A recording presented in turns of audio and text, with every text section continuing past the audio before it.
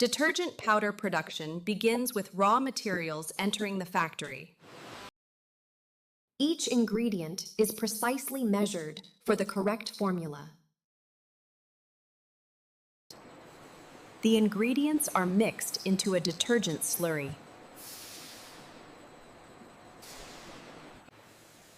The slurry is tested to ensure proper quality. The slurry is spray-dried to form detergent powder. The detergent powder is collected and cooled. The powder is refined for uniform granule size.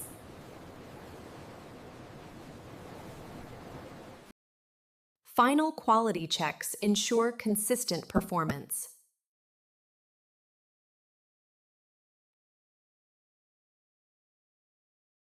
The detergent powder is filled into packets.